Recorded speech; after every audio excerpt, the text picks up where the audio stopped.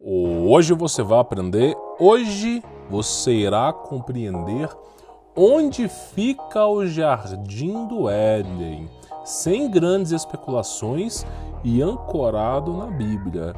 E nós temos referências profundas no cânon bíblico e também nos livros apócrifos. Então eu recomendo que você assista esse vídeo até o final.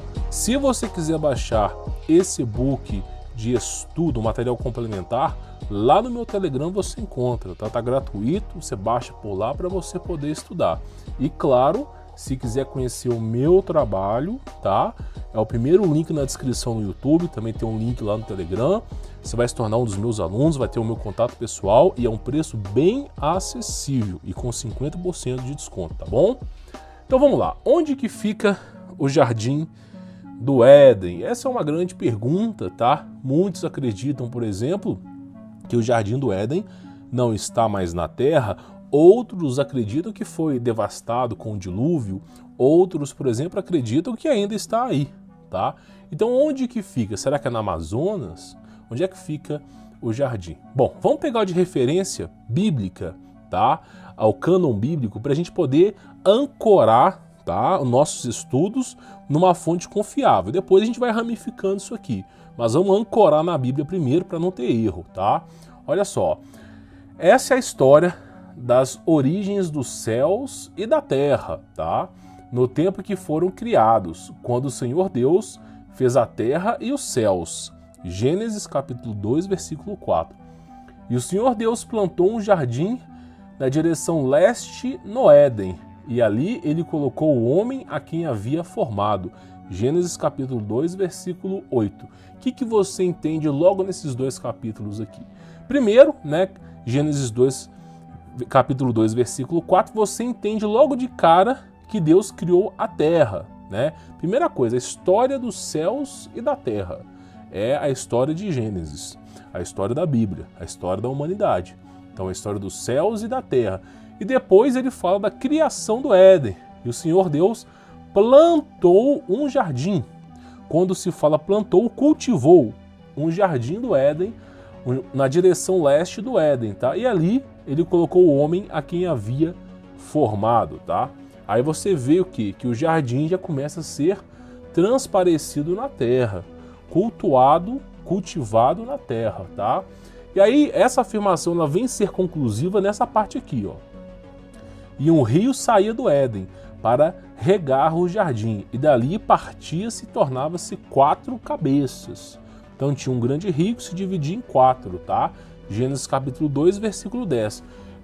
Pegando de forma destrinchada esse termo, você tem o primeiro rio aí que saía do Éden, Pison, o segundo Gion, o terceiro Hidekel e o quarto rio Eufrates.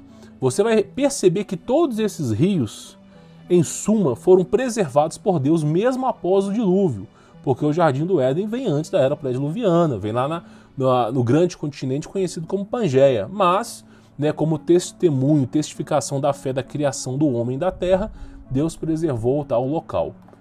Então, por exemplo, aqui, ó, olha só, existem esses rios na terra.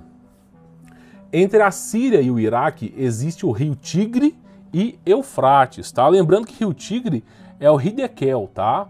Existem o rio Tigre e Eufrates entre a Síria e o Iraque, sendo o Eufrates presente em Gênesis, tá? Eufrates é um dos rios que define a Mesopotâmia, que significa meso, terra, e Potâmia, rio, tá? Terra entre rios. E Hidekel, tá? O nome hebraico para rio Tigre. Hidekel é o nome hebraico para rio Tigre, tá? Que significa rápido, implica poder, água que flui com poder. Então, o rio Tigre e o rio Eufrates, você tem a geolocalização dos dois. Então isso já comprova e confirma que o Jardim do Éden, em suma, estava na Terra. É claro que nós não sabemos o destino do Jardim do Éden. Você vai descobrir aqui ao longo desse vídeo onde foi parar o Jardim do Éden. Você vai descobrir, tá? Mas, em suma, na criação do mundo, na Pangeia antiga, já tinha lá o Jardim do Éden, o seu grande rio se dividindo em 4 e foi preservada mesmo após a era pré-diluviana, tá? E aí nós temos o que aqui? Onde ficam esses rios, tá? Olha só, o rio Pison, ele fica na terra de Avilá. e o rio Gion na terra de Cush, tá? Rio Tigre na região da Assíria e o rio Eufrates é o mesmo local da Mesopotâmia, tá?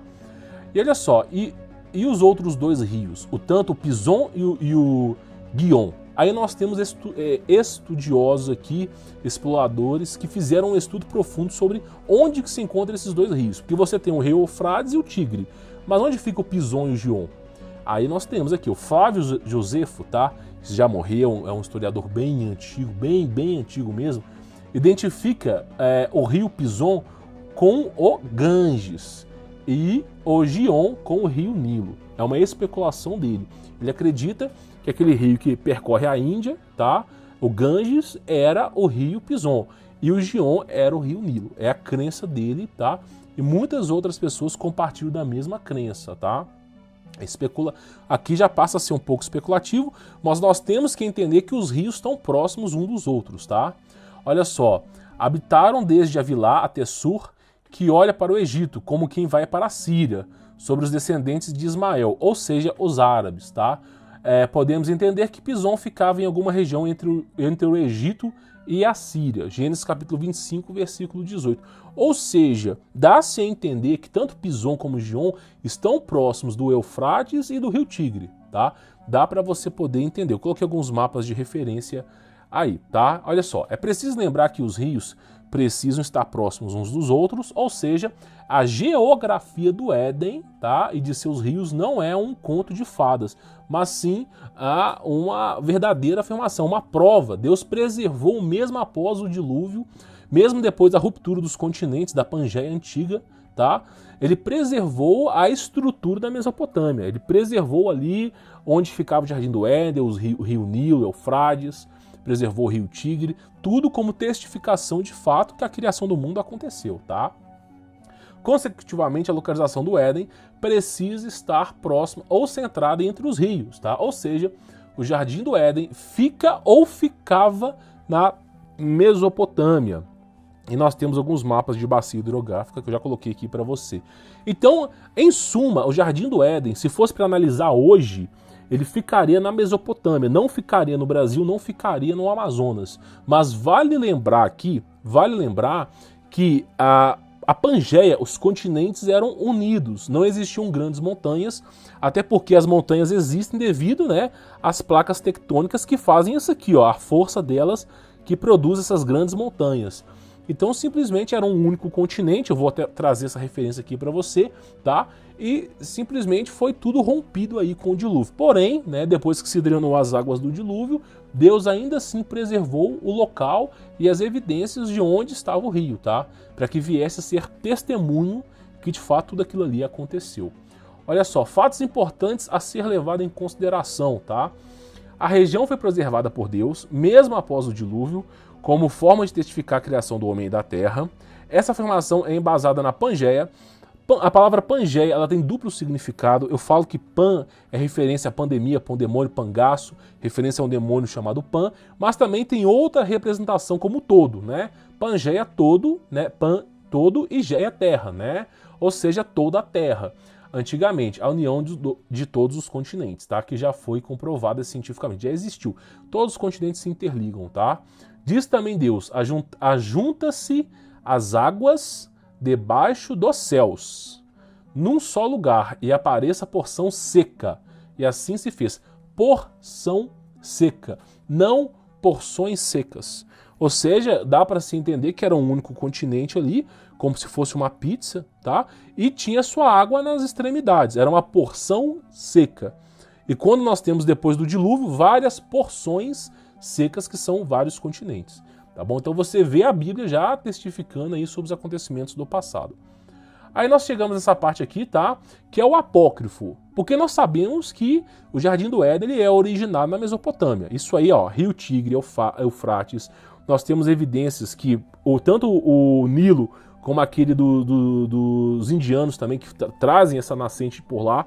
Então, assim, é uma especulativa, mas o rio Eufrates e o rio Tigre estão por lá. Então, ali mesmo na Mesopotâmia, é o lugar que dá para se entender que ali foi o Jardim do Éden. A geolocalização exata, o ponto exato, não dá para saber. Mas aquela região foi ali mesmo, tá? Eu até acredito que Deus não quis deixar evidência da geolocalização exata para não virar idolatria, né? para não virar uma peregrinação em prol de alguma imagem, algum acontecimento ali, né? Mas ele preservou o local. Então vamos continuar, olha só. O livro apócrifo, tá? O livro de Enoque, olha o que é dito, tá? No livro 2 de Enoque. Enoque escreveu mais de 300 livros, tá bom? Mas que chegou ao conhecimento do ser humano foram apenas aí uma meia dúzia. Então assim, no livro 2 de Enoque, os segredos de Enoque, ou o livro de Enoque, tá? No capítulo 31, versículo 1 ao 4, olha só o que é dito. Adão irá viver na terra, isso é Deus falando. E eu criei um jardim no Éden, tá? Ao leste, para que ele pudesse cumprir o testamento e manter a ordem. Então Adão tinha uma função primordial ali que eu venho debatendo aqui, tá? Fiz com que os céus se abrissem diante dele para que se pudesse ver os anjos cantando o hino da vitória e a luz resplandecente. Ele permaneceu no paraíso e o demônio entendeu que eu queria criar outro mundo, porque Adão era senhor da terra para comandá-la e controlá-la. Então olha só, Adão irá viver na terra. Então você já percebe aí, logo de cara, que Deus criou o mundo, tá endossado, aqui nós estamos falando de apócrifo, especulativo, mas é a mesma referência a Gênesis. A criação partiu da terra ali. O jardim do Éden, como é dito ali, ó lá, um jardim no leste. Então assim, ó, eu criei um jardim no Éden ao leste, ou seja, na terra, irá viver na terra, e eu criei um jardim no Éden ao leste. Então você vê que o jardim, mesmo no apócrifo também, tá? Ele faz referência que tá na terra, tá? Eu só tô falando isso aqui para você porque o livro de Enoque, pelo menos os etíopes, consideravam como cânon bíblico. E os judeus também, antes de 200 depois de Cristo, também era considerado como um livro sagrado, depois que virou apócrifo, tá? Então olha para você ver, o jardim ficava na terra, mas o livro dá-se a entender que foi removido, tá? Olha só, olha o que se é falado aqui no livro de Enoque, tá? O segundo livro de Enoque, capítulo 8, versículo 1. E aqueles homens me tomaram então e me conduziram ao terceiro céu. E lá me puseram e olhei para baixo e vi os produtos daquele lugar, que jamais foram conhecidos. Quando ele fala produtos, dá-se a entender que vai continuando essa história, que são árvores frutíferas, são aromas que a humanidade nunca conheceu.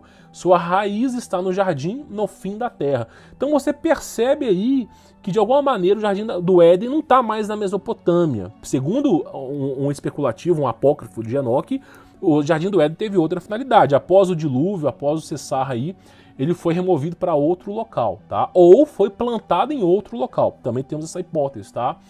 Olha só.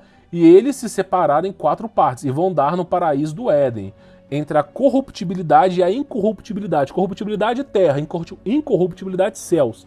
É o que dá para se entender. E dali elas vão à terra, sofrem uma revolução em seu círculo, transformando até em outros elementos. Então, foi se removido o jardim do Éden, o que Enoque dá para se entender aqui, e quando ele deságua dos céus para a terra, não se sai necessariamente os produtos que são originados do jardim do Éden. O que sai dali é mutado, transmutado, para que se venha a nossa realidade de uma outra maneira. Então, Enoque defende a hipótese, pelo menos o que eu acredito aqui no especulativo, que o jardim do Éden já não está mais na terra, mas sim no terceiro céu, na terceira camada do céu, segundo a cosmologia de Enoque, tá bom? É segundo o que o Enoque pensa aqui.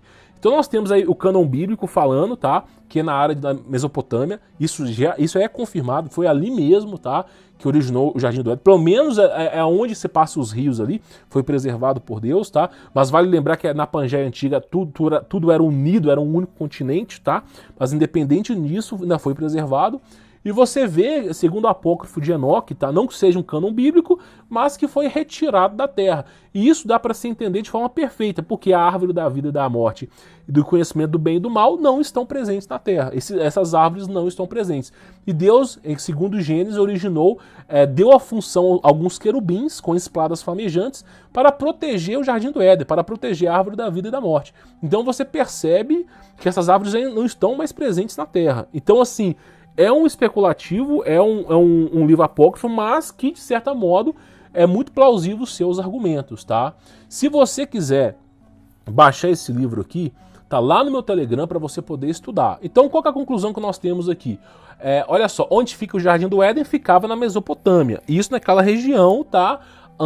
Após a Pangeia, mas era no centro, mais ou menos no centro da Terra. E onde foi parar agora, segundo o especulativo do Enoque, até onde nós podemos saber, na terceira camada do céu, resguardado nos céus aos vitoriosos. É o que dá para se entender aqui, tá bom?